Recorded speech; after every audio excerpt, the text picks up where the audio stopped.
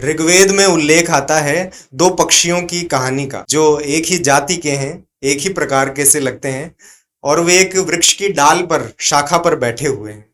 उनमें एक पक्षी एक फल खा रहा है, उसका स्वाद ले रहा है, आनंद ले रहा है। दूसरा पक्षी कुछ नहीं कर रहा, सिर्फ उसे देख रहा है। एक पक्षी फल को रसास्वादन कर रहा है और दूसरा पक्षी सिर्फ उसे देख रहा है।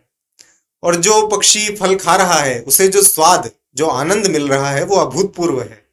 और ठीक उसी मात्रा का आनंद दूसरे पक्षी जो साथ में बैठा है, उसे उसको देखकर मात्र मिल रहा है। मतलब देखने मात्र से उस आनंद की प्राप्ति उसे हो रही है जो उसे फल खाने से हो रही है। दोनों के आनंद की मात्रा बराबर है।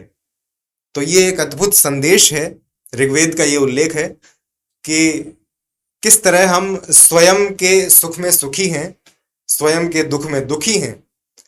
लेकिन अगर दूसरे के सुख में भी हम सुखी हैं और दूसरे के दुख में भी हम उसका अंश बांटते हैं, उसका दुख बांटते हैं और उसके कष्ट को कम करने का प्रयास करते हैं और उसके सुख में भी सुखी रहते हैं, तो ये भारत की ज्ञान परंपरा का बीज तत्व है, उसका सार है, जो वसुधैव कुटुंबकम की परंपरा में भी आता है और जो आधुनिक हिंदी भारतीय कविता में समझें तो वहां भी आता है कि औरों को हंसते देखो मनु, हंसो और सुख पाओ।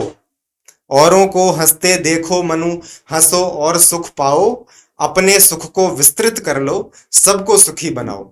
यही इसका संदेश है।